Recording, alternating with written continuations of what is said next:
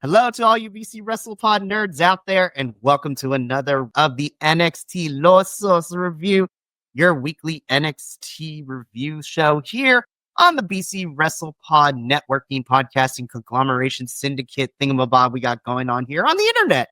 I am your host, Mikey, and we have a fun show for you tonight.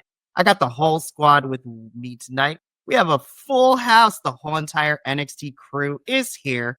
So, of course, joining me as always, you know him, you love him. Representing for us was out here, Mr. Macho Rodriguez. Hello, my friend. It's always a pleasure to have you, and I cannot wait. And then, of course, joining us, he was absent last week, but now he is back, and he has things to say. Our lovable compatriot, Mr. Papa Oso himself, Will. Welcome back. I'm happy that you're here. I'm glad to be back. It's super exciting.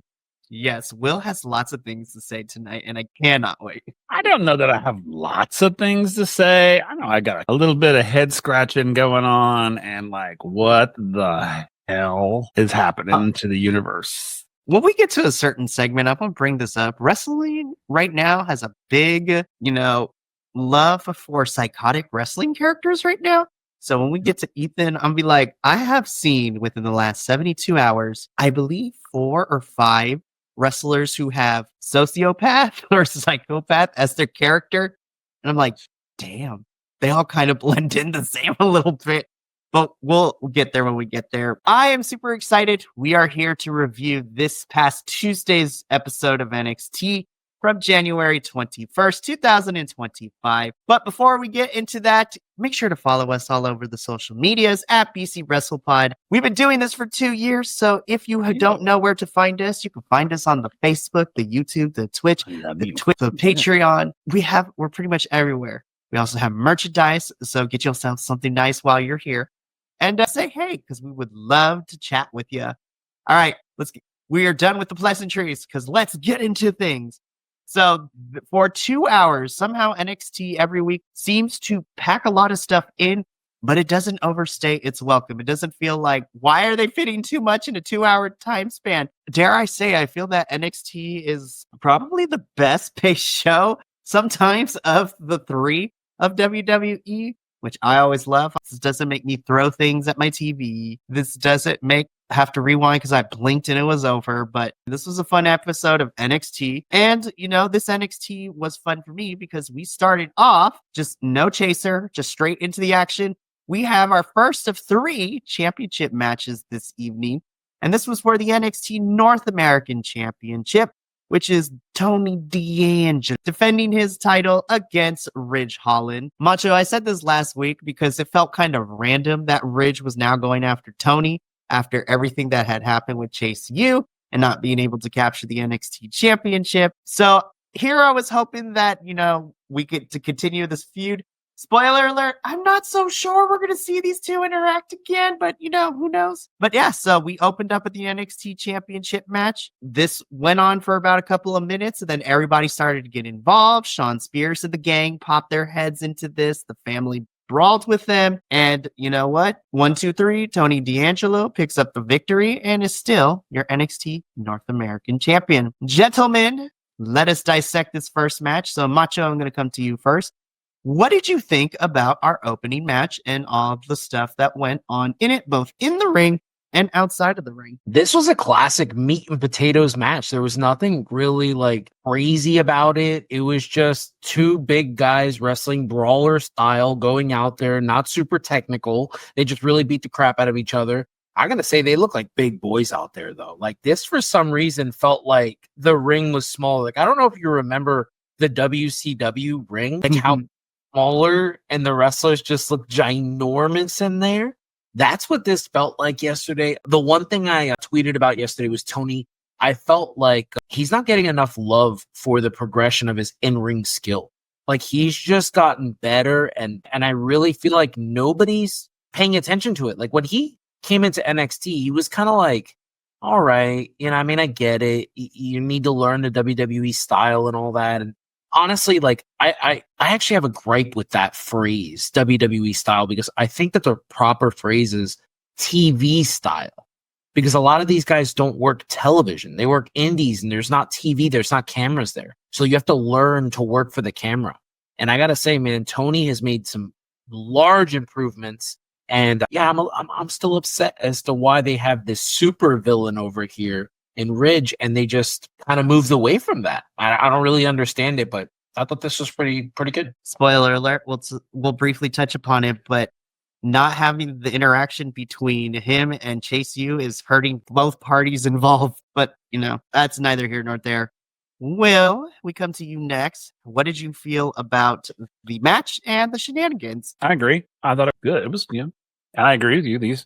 They're two beefy guys anyway, but seriously, it was. And, I really like both of them. And I agree also. I don't know what's going on with this is NXT's problem is they create really amazing characters and then they drop the storylines. And I think that's what's happened with Ridge Holland. He's like, they were building him up to be this like super Bond villain. And then what? I'm like, why aren't you setting Tony's car on fire or some shit? I don't know. It's like, seriously, like, okay, that's cool. Hey, I enjoyed watching these two men fight each other because, they're two big, beefy guys, and it was great. And shenanigans were expected. I was figuring something was going to happen. I just didn't know what was going to happen, and then it happened, and I was like, okay, that makes sense. But it was, like I said, I don't have anything like super in depth or deep to say about it. I thought it was pretty good. The only thing I did notice is that Tony D'Angelo has started shaving his armpits. What's that about? He used to not. I've been doing that since I was 8 years old. Sometimes I notice these little things. It was just like, that's the only way to live your life, man. You gotta shave those pits. I can't do it. I can't. I don't like the hair down there. I love it. Wrestling, this in high school, and then training. That's like a normal thing. You got to get rid of it. That's fair, but normally he usually has it. That's why I was like, what's happening here? He's usually all kind of natural, and all of a sudden it was like, well, he's natural, like he still has his chest hair and everything, but it was like pits are shaped. I'm like, what is that? Anyway, I fixated on it for a little while, and I was like, what is that? Anyway, back. Yeah.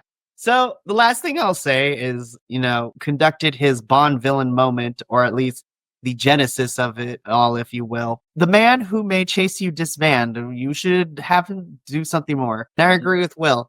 Now I don't know if they'll do it, but setting Tony's car on fire might actually not be a bad idea. I would like to see this feud continue. I just don't know if we will. And to Will's point, when you have cool ideas and then you're just like, well, when it's done, we're going to move on. I'm like, but. Well, it's like, what does a true villain want to do? All he wants to do. He doesn't care who it is, doesn't care what. He just wants to destroy the world. So just let him, and then let everybody else try to stop him. That's the thing. Just let him want to destroy the world.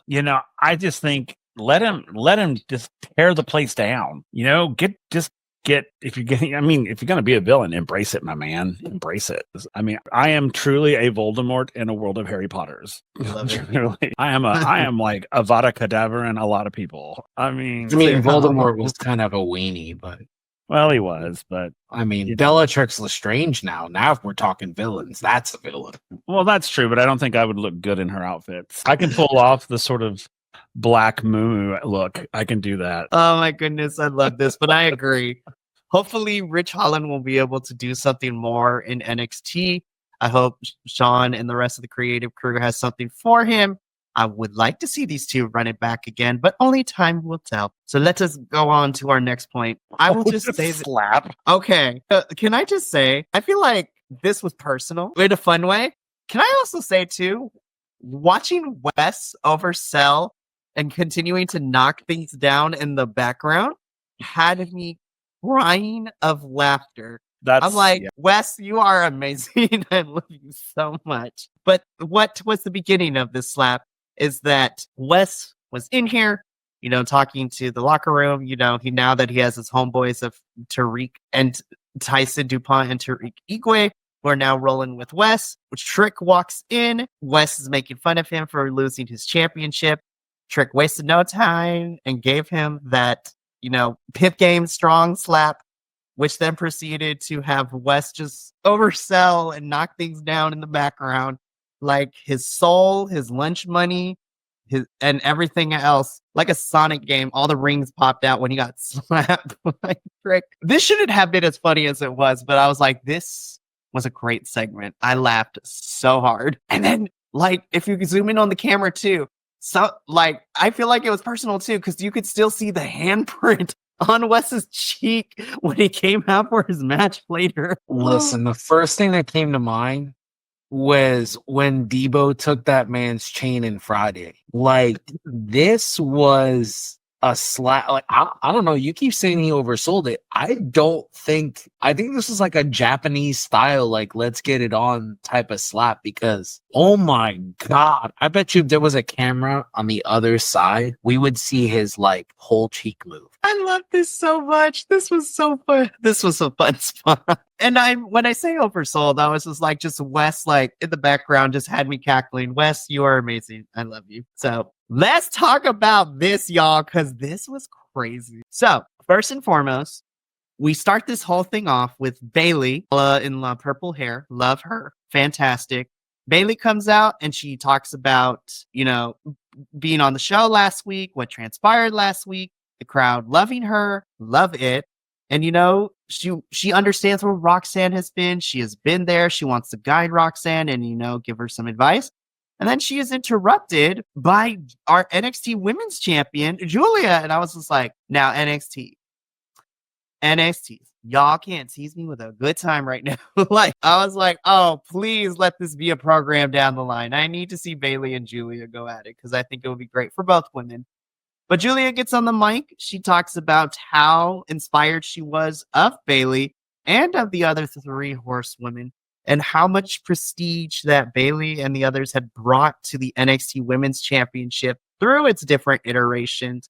Not just them, but also the likes of, Shayna Baszler and, Rhea Ripley and all the women who held the NXT Women's Championship before. And she wants to bring the same prestige and honor to the title, which I was like, yes, I am here for this. And then they both get interrupted by Roxanne Perez and Cora Jade. Roxanne begins to get on the mic, and the NXT crowd thought Dominic Mysterio was in the building because they booed Roxanne and Cora to high heaven. I had to rewatch this another time to make sure I caught everything that Roxanne and Cora said, which essentially equates to, Bailey being old news, that she's on main roster, like she does it all. So basically calling her old, essentially. And then of course, Julia for taking the title. So Macho, I'm gonna come to you first, because off camera we had an interesting conversation, and I didn't want to steal your thunder, but you mentioned something that I found quite fascinating. Why don't you share what your thought was? Because this was wild. Before I do that, I just want to give you a quick little note. That Bailey, what I'm watching right now, you know what this reminds me of? Remember that AJ Lee Diva of the Year acceptance speech when she went out there and ad-libbed for all the women and started mentioning all the women in the past or all the women in the future that she wanted to put up? She mentions people like Charlotte, right? Remember when she did that? And she's just like, I think what the rumor was that she caught a lot of heat for it backstage because there was no need to mention that, right? This is what this feels like right here. It feels like Bailey is taking that baton and running with it. Like, okay, you did it for us. Now I'm going to do it for the future. Because that's what this feels like, that she's the mama in the ring and she's going to make all three of these women future stars. She's going to put them all over. That's just one thing I noticed when I saw this. And I was just, I'm like, I bet you AJ Lee's super proud watching this moment right here, especially with her two babies right there. Because that's essentially what they are. Punk and AJ's kids. But that crowd was borderline ridiculous. Like, whatever. Like, it was heat. It was good heat, whatever. But it shook Roxanne. You can tell she kept stopping. Like I mentioned to you off camera, that you could tell she didn't know what to do with the moment. Should I give the heat? Should I give into the heat? Should I play into it and just kind of like change my line? Should I do things like that? Like we've heard about this is my yard now, Roman. Like he had a full promo and he completely said, nope, I'm just going to say this is my yard and walk out. And that was perfect. It's one of the most notable promos ever that Roman's ever cut. That's what that felt like yesterday. She didn't know what to do, but Cora Jade is such a pro. I challenge anyone to go back and tell me out of all 4 of those women, if anyone else looked as big as Cora Jade did. She didn't let the moment deter her. She just kept going through it. She's like, nope, I'm going to get my lines through. I don't care what you guys are saying. She was brilliant. When I watched this, I felt like she was the star out of all 4 of them. And we know the objective is to make Julia. But to me, when I watched this yesterday, if I'm Shawn Michaels, I am pushing Cora to the moon, because that right there, that's what you do. That's how Dominic doesn't even know how to deal with the crowd like that. He does the Roxanne thing. He stops. He kind of breaks a little bit like Saturday Night Live style, like, oh, I just broke for the crowd. Cora didn't do that. She's a pro's pro. I was super impressed. I just like you rewatched it and I thought, yeah, man, this is what I'm talking about. That's a pro. Right? That's somebody that's main roster ready. Will, coming to you next. What did you think of this segment? Oh, this was just a bowl of badass bitches is what this was. But it's funny looking at this from a theatrical aspect. The booing thing in the audience, when the audience boos you, a lot of it really does like rattle a lot of actors. And then, and they're not booing the actor, they're booing the character they created. But a lot of actors, especially newer ones, can't separate the two. And they think, oh, they're booing me. And they're like, no, they're not booing you. They're booing this character you've built. Because, went off and they were like, oh my God, you got booed. I'm like, hell yeah, I got booed. Now I got to make sure I get booed tomorrow too. It's like, I need to make sure that I'm doing what I'm supposed to be doing so that I will have that, yeah, give it to me response. And I think, God bless her, but, first she's so new to it, to this villain thing, the heel thing that you could tell. I mean, when it was happening, I was just like, oh girl, no, take it. Suck it in, girl. Take it and go, hell yeah. And I saw her get a little shaken by it. And then I was like, oh, she's still green in that aspect. And the aspect of the actor versus the character thing. But I agree. Yeah. The other Cora, yeah, absolutely. She was like, bring it. She was like, he's like, I know. Yeah. And then she's like, hey, you want to have a picnic later? Yeah. So, but this was great. I love when, because it has such good energy to it. And I love when moments like this, when like quote unquote promos or these little sort of, spotlight moments, when they happen, sometimes they can just fall flat. And all 4 of these women, I was just like, the energy was just so exciting.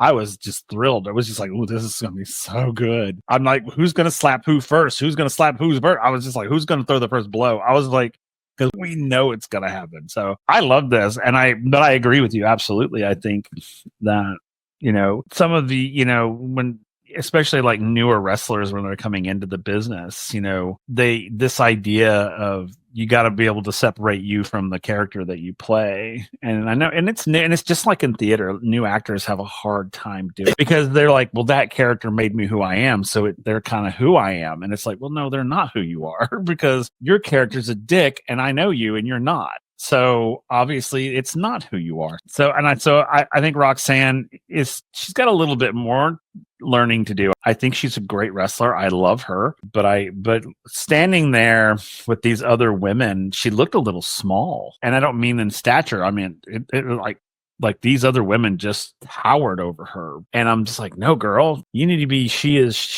small, but she is fierce. Type of thing. And because there was a time there she would walk into that ring and just be like, you gotta say something? Say it. Now it's more, dare I even say, a little more timid. It's a little like, no, girl, you need to push yourself forward. Don't pull yourself back. Push yourself forward. The way I see it is it's not Roxanne's responsibility to make Julia look good. It's Julia's responsibility to make herself look good and look tough and look big. You look as an actor, you look at other actors and go, okay, I want to watch your technique, watch how they do it, and then just imitate your version of it. Don't imitate them, but take what they do and make it your own. And so Julia needs to stand on her own, and I hate, and if that's, and I'm not saying that that's what happened, but it's more likely that it did happen than it didn't happen with the promotion, with the promoters saying, hey, step back and let her sit so she can look better. And it's job to make Julia look better. And she's got it. Let her do it. You don't. And so that's why I was like, to me, Roxanne felt this big in there. And I'm just like, what is happening right now? Because she used to be so like just out there, out front, big, and now she feels small. And I don't like that because I know she's not that. Whatever that was in the ring, she is not. That's not who she is. But again, I love all four of these women, and I agree with you. The vocal coaching on this has been incredible. I think you hit the nail right on the head, though. I think, like you said about the new actors dealing with the crowd, I wonder if this was a one-off. Like I don't think Roxanne's ever received this level of heat, right? I mean, I can't think of it. Maybe this just shook her. I can think She was like, wow, I'm legit. Like right now, like this is it. Like she probably felt the same thing. I'm Dom right now. I'm Dom in NXT, and this is wild. And she didn't know what to do with it. Like I'm sure if it happens again next week, I'm sure she'll look way better than she did this week. Yeah, I think so too. In closing, I will say these two things. Number one, we've said it since this channel started 2 years ago. We've always been saying it in different reviews. And in 2025, I believe wrestling companies should invest in having their wrestlers take some acting and improv classes. Like, as much as the in-ring athleticism is important, now it's also important to be able to have memorable and characters with all of it. So wrestling promotions invest in theater. Like the professional football players, they do it all the time to help with coordination and balance. That's why we hear a lot of professional football players like take ballet to help them with everything. Yeah. Every wrestler should at least take an improv and an acting class and character motivation. And of course, I love that we ended with the whole brawl that went through a segment and to a picture-in-picture. Like, my best high school was public speaking. Oh my goodness. This was a good segment. This is where I have things to say. Oh boy, here we go. I hate matches that are set up and you get kind of excited for it, and it's just a platform for someone else to come out, interrupt, and beat down somebody and be like, okay, now we're going to fight next time. I'm sorry, but the slap in the dress in the locker room should have been enough. We should have immediately been like, well, we're going to see Wes and Trick fight. But no, they had to bring him into their match, disrupting the match, which just drives me freaking insane. I'm just like, and so I hate when they set up a match just to highlight somebody else. That drives me crazy. It truly does. Because I really wanted to see these two like wrestle to the end. I wanted to watch this. And then they got interrupted. And I was just like, it's weird how I know he's still relatively new to NXT, but it's weird how we're using Dion. We took him from this being a passenger on this love rhombus, if you will, like with that whole thing we had going on with Ashanti and Carmen and Nikita. I was like, and then for him to get this match against Wes, and then to see him, I hope we do something more, because this outburst of him throwing things and like literally having to be censored, telling NXT to this, I effing hate this place later in the evening. I was like, ooh. So, Macho, do you have any thoughts on the match and the stuff that happened afterwards? I mean, I'm a big fan of Wes, so I feel like I wanted to get a full match of his, but I understand that the objective was to get us to next week. I don't know. I don't really know where we're going with Trick, and I kind of feel like what Will said is perfect. Like, I would go a step further and say that I think Wes and Dion are both being used for Trick. And it's just like, what? He had his time to shine. It's okay that he's in the background now. He just was a 2-time champion. Like, let him go do something else. Like now it's Wes's time to shine. And that's what, like, maybe Dion, maybe because of the interaction Trick had with Dion at the end here, where he kind of like shoulder bumps him, maybe Dion costs him the match next week and Wes kind of moves on. Like, no, now I beat the former champion. Now I'm the number one contender type of thing. So let's see what happens. But it was definitely strange, unnecessary. That's kind of how I felt. It was unnecessary. I agree. The slap should have been perfect. Agreed. When we talk about a woman on a mission, so we talked about last week that after what went down between her match with Shotzi and Fatal Influence interfering, and Stephanie going through all of NXT like a hitman, a hit woman looking for her target, we see her backstage and she is interviewed on everything that had transpired last week and what are her thoughts on next week's NXT North American Women's Championship match. And I'm going to summarize it. But she delivers this and says some of the coldest things, because it doesn't matter whether it's Shotzi or Fallon because if Shotzi wins, she has next and she's gonna drag her to hell. And Fallon better be ready because she's coming for that ass. Like, listen, I'm just saying, I would never want to mess with Stephanie when you make her mad. Like, holy crap, man. I gotta tell you right now, like having grown up where I grew up and watching novelas, right? Like Mariela del Barrio and all that stuff, like with Talia and stuff. Like this felt like a straight up novela. She felt like a villain in that novela, the one that just kind of stares through your soul.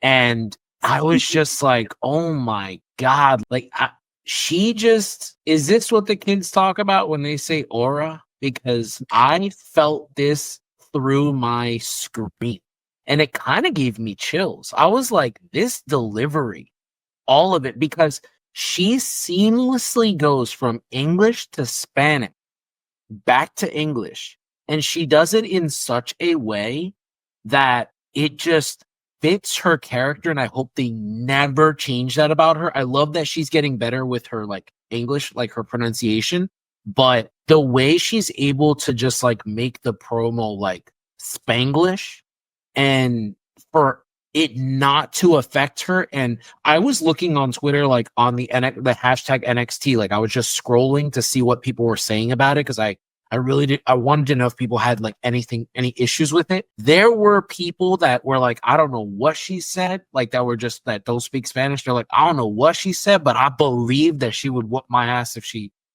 said it. Like if just her look, she has that, like I said, she has that aura, man. She is a perfect professional wrestler. I don't know what else to say. Love it. Well, any additional thoughts to Miss the Cat and her declaration of war? I like that shade of lipstick on her. Okay, really quickly, I want to talk about this real quick because whether she is in her wrestling gear or in, just the regular clothes for interviews, I think Stephanie, whether it's her choice or NXT Creative's choice, the simplicity of just being in all black with the small pop of color, and then, of course, her signature across the side of her head, I'm just like, marketing. Anyways, my brain works in the weird stuff.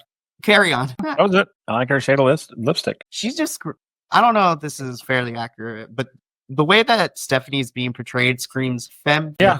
Absolutely. And I will say that I will agree that she does have that mom stare. I mean, when she stares and she's like quiet and it's just a quick flick of the eye and you're just like, oh, she's about to kill me. I'm about to die. I'll just go kill myself and save her the trouble. Listen, for those of us who grew up with these types, they don't like the belt or the chancla. They just give you a stare, and you're just like, "Yes, ma'am." I'll literally whip myself. Yeah. I was like, I'm gonna go to my own bed. Thank you very much. It's all good. We're good. Don't worry. I'm not gonna eat dinner or anything. I'm just gonna go to my room. I'll put all my electronics outside the door. I'll just like, here's my phone. But I agree. She does. She has that look that's just, it does. It sends chills. She's just so calm. Right.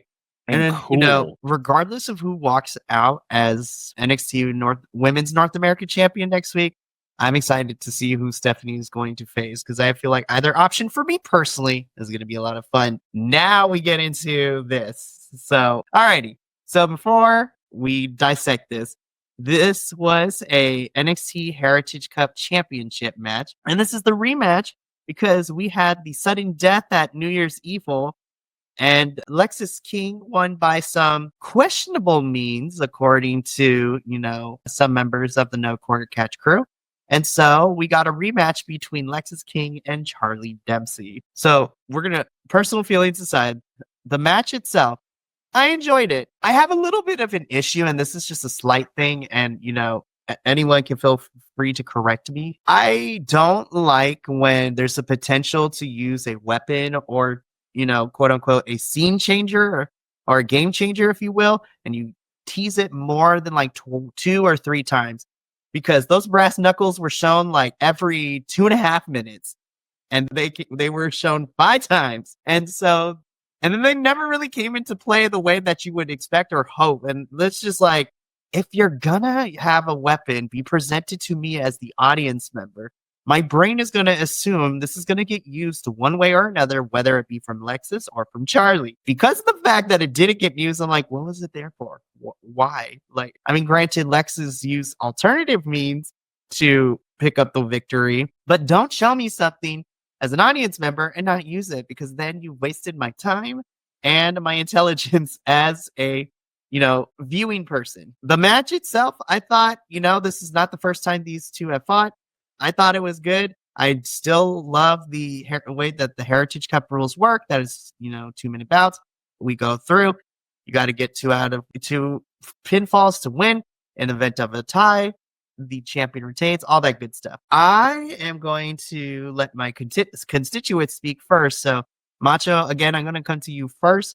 I'm going to have you give your thoughts. Then we're going to go to Will. I enjoyed this match. I thought it was pretty good. I feel like Charlie Dempsey has to dumb it down a little bit for Pillman Jr. here, Alexis King. I feel like this just feels like maybe this wasn't the best use of Lexus, because I get it. Like, oh yeah, he's going out there and he's winning by any means necessary, but I don't see how either one of these two are going to come out looking better after this. Like, I think individually, I've liked them so much more away from each other, but I find it odd that I'm saying this, but I enjoy their backstage interactions more than I enjoy them actually wrestling each other.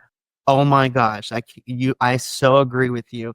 Like, their character interactions backstage don't really translate into that kind of relationship in the ring, because the way that commentary sold this match is like, oh, these two hate each other. They just had a whole workout session. And funny enough, Charlie wasn't really sweating, wanting that rematch. He's like, you know what? It's okay. It's fine. Like, I'm just chill about it. And then, commentary with Sally is like, oh, there's some questionable means. And Charlie's mad. I was like, but was he though? Like, it's so weird. And really quickly before we get back on it, I also feel like this doesn't do anything for Lexus, because we continue to push him back and forth between, nothing like my father, but I'm going to do any means by any necessary. I'm like, pick a lane and stick with it. Like, whether it's Lexus or NXT Creative, you need to let this man, you need to have him pick a lane and stick in it, because you can't keep having him swerving all over the freeway. Like, come on now. But that's just my little interjection with there. So let's continue on with the match or the analysis. So, William, we know that these are your 2 favorite people on the planet. So why don't you tell us about them? I didn't know that they were fighting. And then when they announced that they were fighting, I was very tempted not to watch it at all. But then I was like, no, I need to be the good guy here and give it a chance and see what it's all about. Let's see. Let's see. And they were like, oh, we're going to follow the heritage rules. I was like, oh, okay. All right. I can sit in my office and watch this. And I watched it, and the match itself, okay. I still hate both of these people, especially they're both like rejects. Charlie Dempsey is like a 1970s reject porn star. And then Lexus King is a reject hair band, and it's just like, what the hell is going on? I'm literally, I've been looking around lately at the world and just thinking, what the hell is going on in the world right now that we get matches like this? Really? You're telling me that there were not 2 people in that locker room that the world would rather see wrestle than these 2? I can't. Wrong way, Lexus. I don't know where the hell you're going with whatever the hell you're doing. Who the hell are you? For a moment there, for a brief second, I thought, ooh, Lexus King knows who he wants to be now. And now we're back to the I'm better than my daddy. I'm this, that, and you got daddy issues. Go talk to somebody. But get the hell off my screen. Until you figure out who you are, just go. Take your tiny cup with you. And Dempsey just needs to stop. He needs to just... He is nowhere near his father's talent. Yeah, he needs to exist. No, nothing. I mean, Flying Brian Pillman, God, with a broken foot, is better than this version of Lexus King. So funny about it, but stupid about it. It's like, your dad was amazing. Why wouldn't you want to be like it? Right? Why would you not want to be? I mean, I get you want to don't be in your dad's shadow. Then that's what you say. It's like, I want to be like my dad, but not my dad. That's what you want to do. But no, he's got these unresolved daddy issues. And I'm just like, good Lord. Probably it's all that paint he puts on his face that's like affecting his brain. I don't know what the hell it is. And Dempsey's got so much freaking hairspray in his hair. It's just like, the place doesn't just burst into freaking flames out there. It's just like, Jesus criminy, can we stop? And I agree with you, Macho. Put them backstage. Don't ever put them on the ring in the ring together again. Don't ever do that. Don't do that. No. Well, Stop. what happens when the other guy gets back? What happens when Noam gets back? What are you gonna do? Like, you're just gonna add him to the mix and just have these like I miss Noam Dar so much. Yeah, I miss Noam too. I would rather spend 3 hours of Noam in the ring being silly and stupid than 5 minutes of these two clowns. Because good God, that was time wasted. And what a waste of a Heritage Cup match. Man, I can't believe I'm going to say this. And because we try to cover lots of things here. Tony, I can't believe I'm saying this. Tony D'Angelo, Tyler Bates, and A-Kid, like these names who actually brought really good things, even Noam Dar with the Heritage Cup. And then these two are not helping the prestige of it. I was like, y'all are making mockery of this championship cup. We need y'all to get it together. And I need these two to go away and not interact for a little bit. Let's move on to another feud for Lexus and this title because we keep running this back and nobody was asking for it. Agreed. And Lexus King in this picture looks like a knockoff Jafar. I'm thinking, is an Aladdin person going to step out any moment now? I mean, literally, look at that. Look at how they've chiseled his features in that.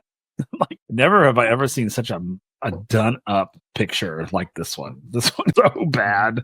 The thumb pointing so close to the picture, like the focal point, is crazy to me. Yeah. But let's move on because now I'm going to hyperfixate on this. This was also kind of stupid. I mean, I'm excited for what we're getting next week. But essentially, this is a match between Carmen Petrovich and Miss Jade Parker. This match was made because the two got into it backstage before the women's brawl that we saw earlier in the show. Firstly, I hate that Carmen's new character is the I'm in love character because I can't stand those.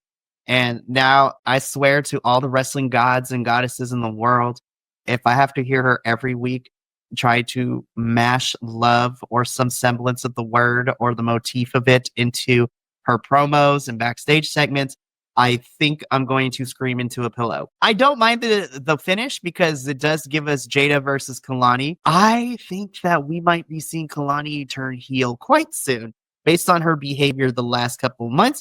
And I'm actually here for bad girl Kalani because we've been having her as good girl and now we're going to get her as a heel and I'm here for it. I just feel like this was a way.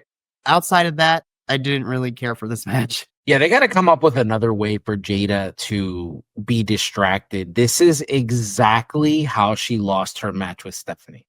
Yeah. She was coming off the rope to do her hip thrust, and here comes like someone, and then she does the double horns, like she's frustrated. And it's like, don't get me wrong, I love the whole Bernie Mac character that she's playing. Like, don't mess with me today. I didn't come here to work. Like Bernie Mac used to say. I love that version of Jada, but I feel like right now, I'm afraid she's going to get lost in the shuffle because, like, eventually Zarya is going to start working and Soul's going to work. And it's like, all right, what happens to Jada? Like, is she just being, like, Kalani is definitely one of their future stars. So right. I'm like worried, is this going to be one of those things where Jada just kind of gets moved down or maybe she's going up to the main roster? I don't know, but this feels like they don't really have anything for her. So she's just lost a lot recently, and it's just kind of what I'm worried about. This whole Carmen thing with the, making out with people. I initiated the thing and it's just like, oh my gosh, that argument was so stupid. I'm like, you know what, Jada, just slap her.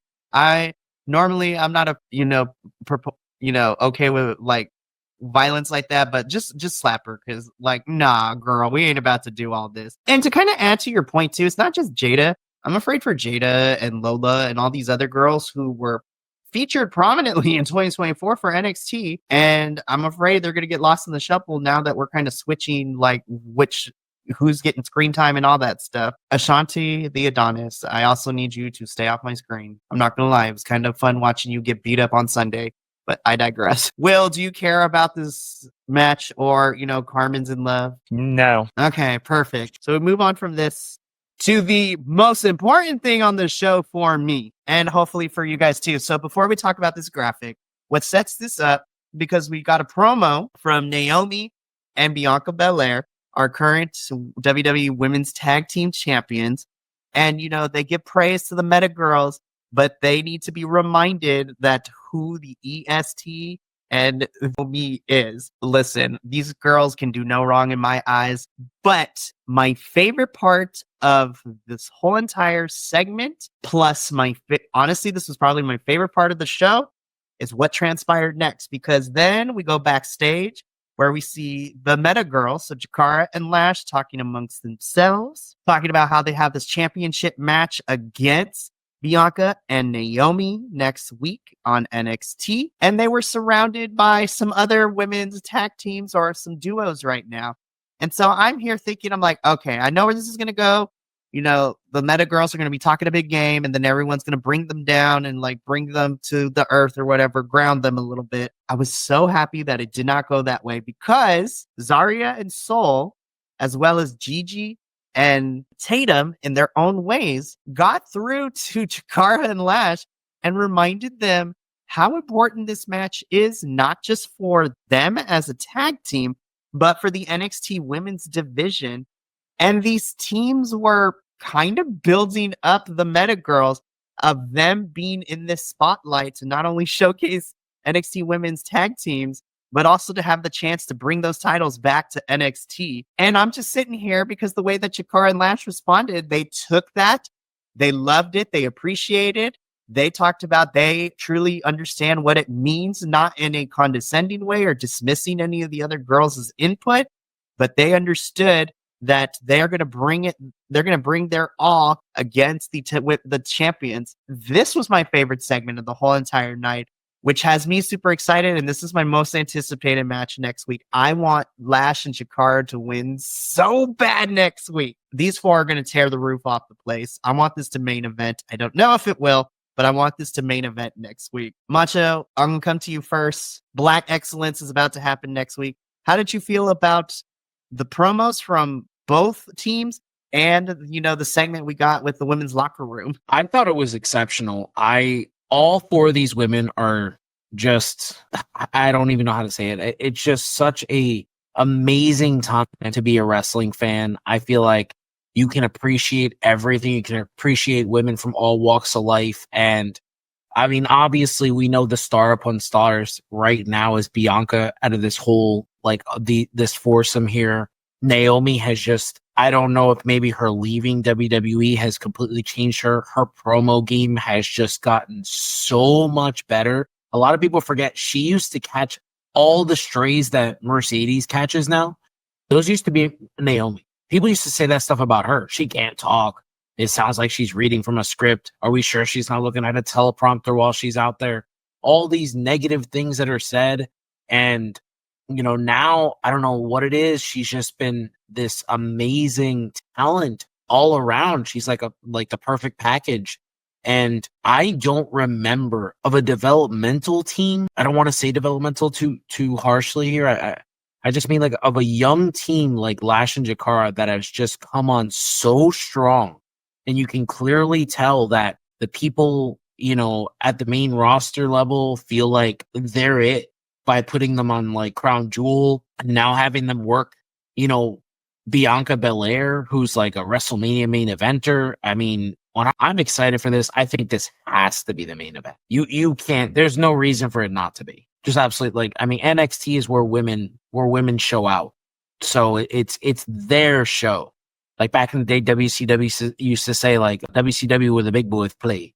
This is like NXT where the women run shit. That's kind of how I feel. So I'm excited for this. I think this was brilliant by all four women. Love it. Will, any thoughts to any of this? I mean, I agree with everything. I think this is going to be a badass late women's knockout drag out. I think no holds barred. They're all going to bring it, and they're going to bring it hard. And I'm excited to see who's going to come out on top of this because, I mean, all four of them are amazing. I mean, they really are. And what we've said it many, many times is, the women's division over here is so good. I mean, even down to the newest newbie, they're pretty good.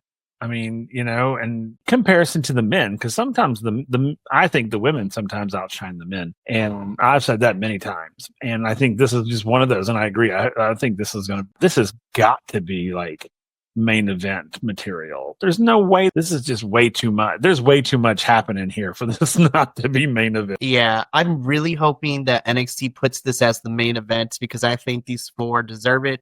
And what a way to end, because I'm rooting for Jakara and Lash so hard. I think they will have a good run as tag champs. So we're going to have to make it to next week to see if that ends up being true. We can breeze past this because the D'Angelo family takes on these two. We're getting this weird, the family and Sean Spears syndicate thing. Bad guys win. Moving on. Like for reals, I have nothing else to say. What? It was the thing that happened. I don't really either. I mean, he's looking like a backwoods hillbilly. I don't know what's going on with that. Yeah, I have nothing to say about this match. I literally enjoyed this ball. I thought this was a filler. Yeah, this was not great.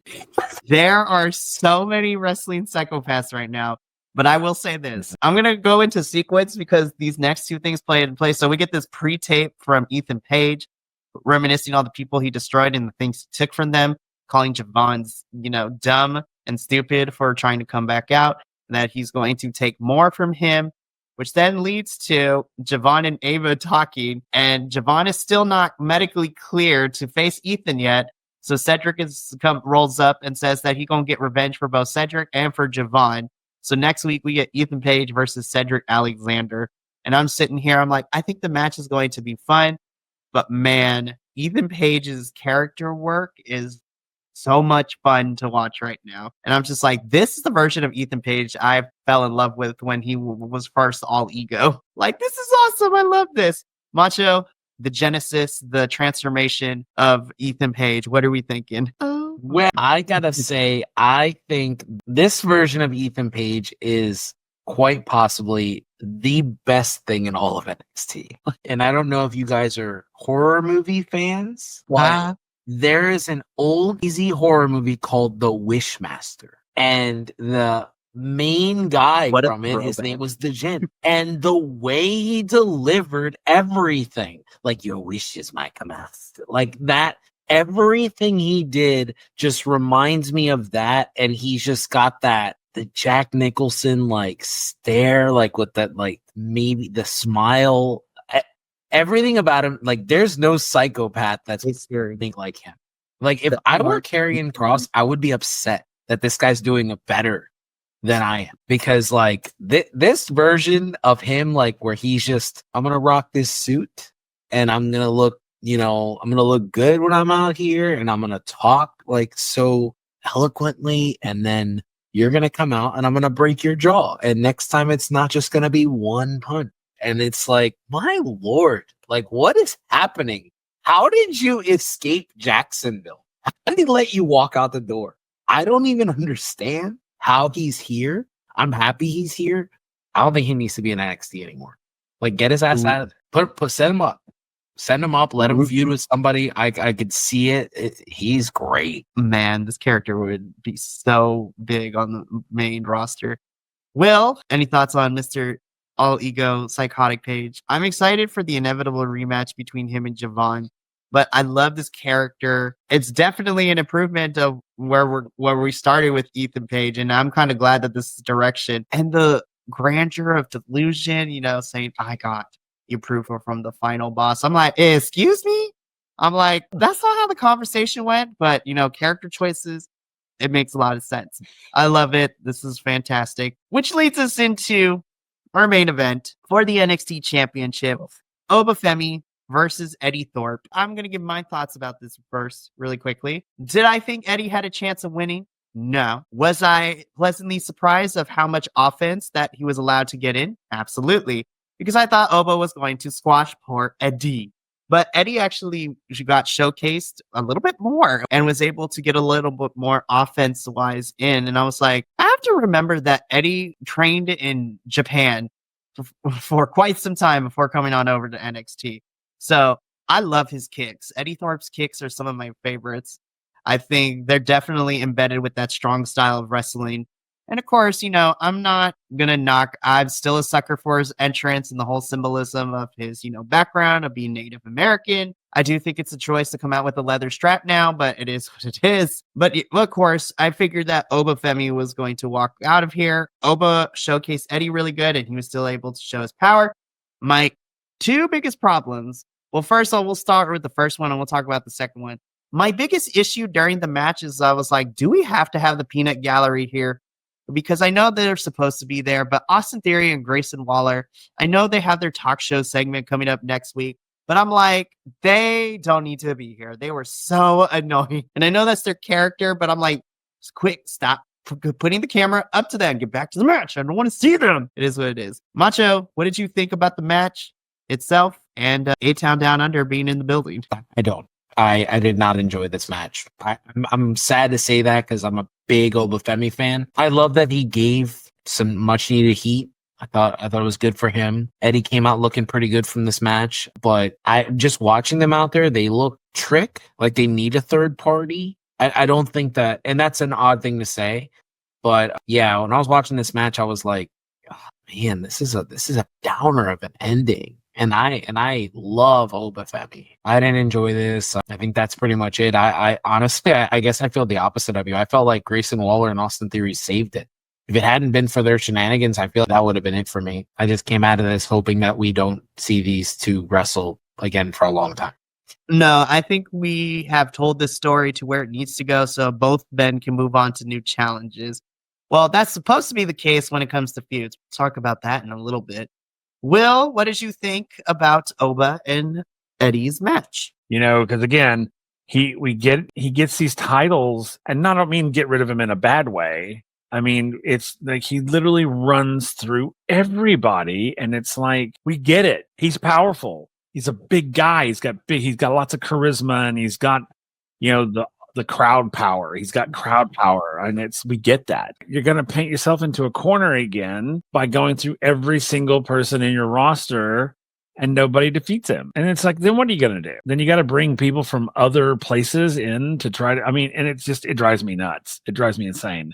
I would rather Obafemi sign on with hell, I'd love to see him come over to TNA, like full on TNA. That'd be great. With this multi-year partnership, who knows? Yeah, I know. So we probably will see him, but it's one of those. I just want him to go on to do bigger thing. And this is going to sound really bad, and I don't mean it like this at all, but I feel like he's slumming it a bit. I feel like that NXT is too easy for him. He needs to go somewhere where he's going to be challenged. There's no challenge here for Obafemi. There isn't. And again, that's no negative to anybody else. It's just that he's at a peak, and I think he needs to go on to his next level, whatever that is, wherever that is. That's where he needs to go. Because I love both of these guys. I love Obafemi, and I absolutely love Eddie Thorpe. I was just like this because it was a match that's like, Eddie's not gonna win. He's not going to win. Can we stop putting him in matches where he loses all the damn time? And especially against Obafemi. Okay, we know he's not going to win. I'd rather you bring, somebody else in there that would have much, would give a much more of a show. And this just felt like, Obafemi kicking a puppy around the ring. I literally was like, this is just painful to watch. And neither of these men got anything out of this. Like, honestly, I mean, yeah, there was some moments that Eddie had that I was like, yay, Eddie, get him. But I mean, he lost the match and got nothing out of it. There was no shining moment for him in this match. There was no moment to go, oh, did you see what Eddie almost did or what Eddie did there? He could possibly go. No, there was nothing like that. And then, of course, with Oba, it was just Oba being Oba. I mean, he's like, Hulk smash. Done. And then the guys up in the peanut gallery, I was like, okay, whatever. But just overall, I was just like, poor Eddie Thorpe. Yeah. He lost the match. Well, okay. So we talked about this at the beginning to kind of wrap up before we get into the ending sequence of our show this evening. We talked about how we would like to see a program with Oba and Wes. I feel like logically that should be the next step. But NXT decided to pull an Uno reverse card on us in the wrong way possible. Eddie Thorpe lost the match and he got a trick shot for his, involvement. And Macho, this goes back to your point you brought up earlier. I love me some Trick Williams. I really do. but we do not need to run this back right now. There's no need. Like, we're either going to get a rematch at Vengeance Day, or because we're going to have Oba Femi on the Grayson Waller effect, I think we're going to get a will they, won't they tag team match. I'm like, don't do this to me. I don't want to see that. This right here, this is lazy writing right here. This is the former champ coming into challenge. Oh no, we've never seen that before. And it's like, Trick, I'm sorry, and I love you. And you know me, I've been a Trick Williams fan since day one. But it's time to move on. You need to, get off this whatever the hell it is you're on and find another project. Because I'm just like, you're not going to win. And we know he's not going to win. And it's just like, why go here? Because it's people think, ooh, people will love this. Like, no, it's lazy and it's boring because we've been here already. Stop. I would rather see got anybody, honestly. Well, I mean, honestly, I'd love to see Wes take it on. I mean, I would love to see an Obafemi, Wes Wesley. Is the most logical person. Well, he is. I agree. And Wes has not even got a chance to get to this level quite yet. And I know Oba surpassed him for the longest reigning North American champion, but I'm like, I feel like Wes is ready to at least have a decent program to potentially become the NXT champion. And I do not know why NXT never pulls the trigger fully on Wes. Like, this is crazy to me. So I'm hoping that it eventually leads to Wes and Oba feuding. But yeah, I'm not excited for this because this screams rematch, and I'm like, I don't need this because why give it a rematch? We know Oba's gonna win, and this doesn't do nothing for Oba, and it does nothing for Trick. This is the same problem I had when we were running into him feuding with Carmelo Hayes. I'm like, we don't run it back. Well, I mean, him fighting Oba and losing to makes Trick look weak, and it just makes it's your a former common champ. theme that they do. And I know that drives me insane. Look at Braun Breaker. They had him drop the title to Carmelo, and then he came back and he lost to him again. It was like, okay, yeah, I agree. It's lazy writing. I don't know. Nothing better to do. This is they're just background characters anyway to the women, so it doesn't matter. Fair enough. That's fair. And it's very fair. Tertiary men's characters. My goodness. But that concludes our NXT review for this week.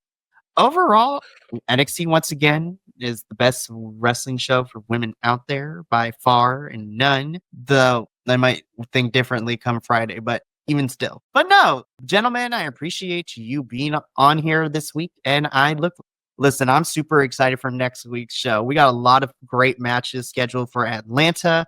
And this is the perfect lead-in because we are leading into Vengeance Day come 2 weeks, which is super exciting as well for NXT. So make sure that you subscribe, pay attention to our social medias, follow us along.